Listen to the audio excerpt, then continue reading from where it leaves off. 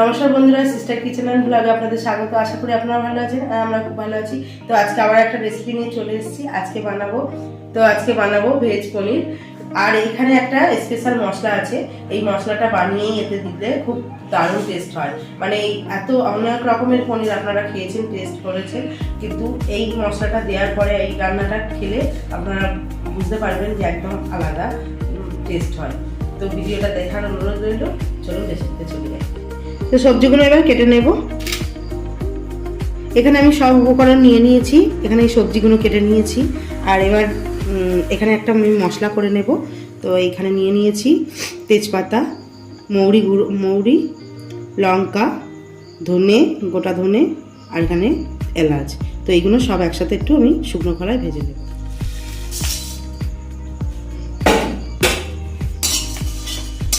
তো এই মশলাটা যদি বানিয়ে দেওয়া যায় না, এই তরকারির স্বাদটাই বদলে দেবে, এত সুন্দর টেস্ট হয়। তো এটা ভালো করে একটু ভেজে নেব। তো সবগুলো আমার পুরো ভাজা ভালো হয়ে গেছে, দেখতেই পাচ্ছেন কালারটা কিন্তু চেঞ্জ হয়ে গেছে অনেকটা। আমার ভাজা হয়ে গেছে। তো এবারে আমি এটা নামিয়ে নেব। তো ভাজা হয়ে গেছে, আমি নামিয়ে নিচ্ছি। এবার এগুলো আমি গুঁড়ো করে নেব। তো গরম গরমই গুঁড়োতে হবে, ঠান্ডা করলে হবে না। তো এক্ষুনি আমি গুঁড়িয়ে নেব। এখানে আমি চালমগজ নিয়ে নিয়েছি, এটা এবারে বেটে নেব।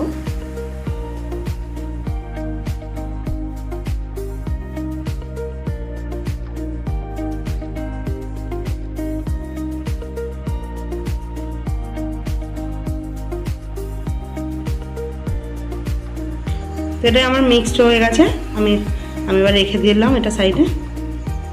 কড়াই গরম হয়ে গেছে, এবার তেল দিয়ে দেবো। তো সব রান্নাটাই আমি সাদা তেলে করব।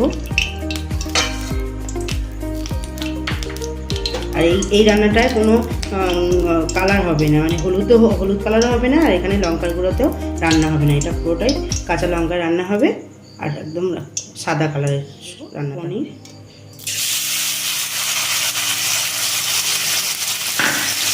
এটা একটু হালকা ভেজে নেব, খুব লাল লাল করবো না, একটু হালকা ভাজা হয়ে গেছে। এবার আমি তুলে নেব।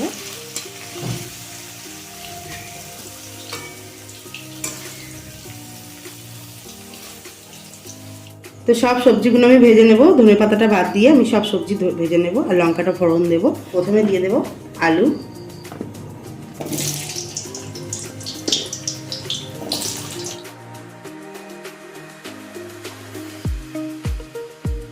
আলু ভাজা হয়ে গেছে, তুলে নেব।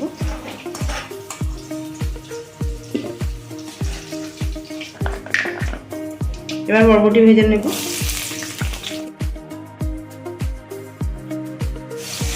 ভাজা হয়ে গেছে বরবটি, এবার তুলে নেব।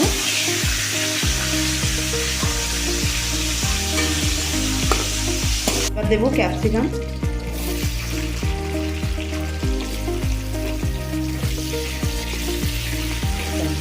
তো এই সবজিটার মানে এই রান্নাটাতে আরও সবজি অ্যাড করা যায়, যেমন ধরুন ফুলকপি, তারপরে হচ্ছে গিয়ে বিনস, আর আরও অনেক ধরনের সবজি, গাজর, বিট, এগুলো কিন্তু অ্যাড করলে ভালোই হবে। মানে 5 বোতলে যত সবজি দেবেন ততই কিন্তু ভালো হবে। তো আমার হাতের কাছে যেগুলো আমার কাছে ছিল সেগুলোই আমি দিয়েছি। তো ক্যাপসিকামও ভাজা হয়ে গেছে, তুলে নেব। আর এই সবজিগুলো কিন্তু খুব বেশি ভাজা যাবে না, যে লাল লাল করে বেশ সুন্দর করে ভাজা সেরকম নয়, একদম হালকা করে একটু ভাজতে হবে, জাস্ট একটু গায়ে একটু আঁচ আসবে আর নামিয়ে ফেলতে হবে। তো সব সবজি আমার ভাজা হয়ে গেছে। এবার দেবো টমেটো।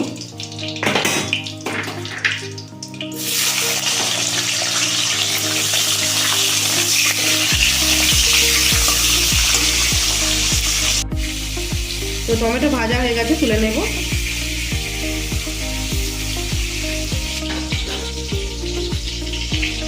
এবার দেবো কাঁচা লঙ্কা, আদা গ্রেট করে নিয়েছি, দিয়ে দেবো।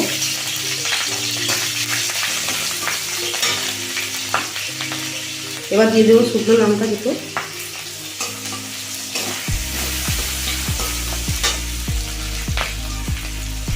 এবার দিয়ে দেবো একটু জল।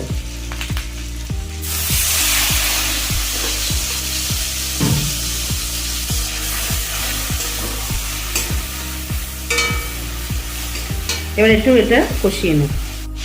এবার দিয়ে দেবো, যেহেতু আগে একটু ওই সবজিগুলো ভেজেছিলাম তো এর জন্য একটু কালো হয়ে গেছে, তো এবার দিয়ে দেবো চাল মগজ, যেটা বাটা বেটেছিলাম সেটা দিয়ে দেবো।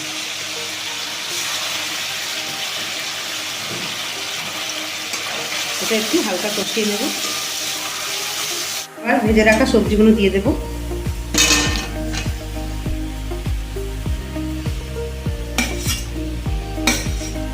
পনিরটাও দিয়ে দিলাম। এবার একটু ভালো করে মিশিয়ে নেব। এবার দিয়ে দেবো ধনে পাতা কুচি,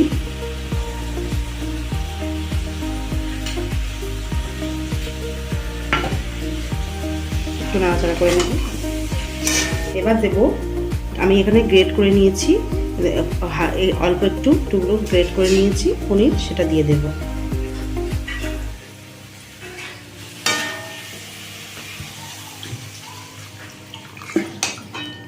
এটা হালকা গ্রেভি থাকবে, সেই হিসাবে জল দিয়ে দিতে হবে। তো আমার এখানে আরেকটু জল দিতে লাগবে, একটু জল দেবো।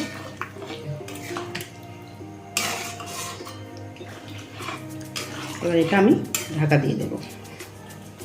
তো এবার দিয়ে দেব কসুরি মেথি। এখন একটু হতে বাকি আছে, তো মাঝখানে আমার কসুরি মেথিটা দিয়ে দেব।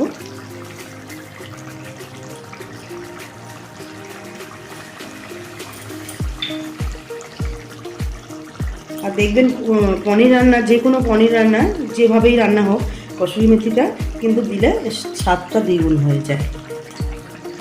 তো এবার দিয়ে দেবো যে ভাজা মশলাটা করেছিলাম, সেই ভাজা মশলাটা।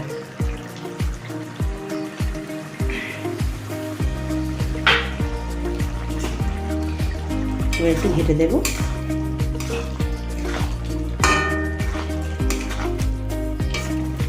এবার দেব একটু ঘি।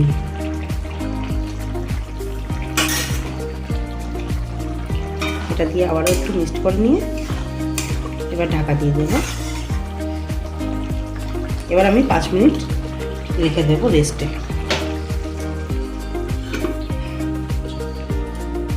তো এবার নামিয়ে নেব। হয়ে গেছে আমার 5 মিনিট।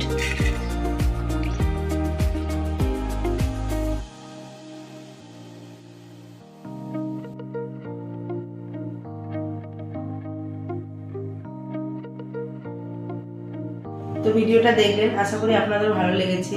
আর দেখতেই পেলেন কতটা মানে সুন্দর হয়েছে। আর এরকম রেসিপি পাওয়ার জন্য অবশ্যই চ্যানেলটা সাবস্ক্রাইব করবেন, ভালো লাগলে লাইক দেবেন, কমেন্ট করে বলবেন কেমন হয়েছে। ততক্ষণের জন্য ভালো থাকবেন, সুস্থ থাকবেন। পরের ভিডিওতে আবার দেখা হবে। টাটা।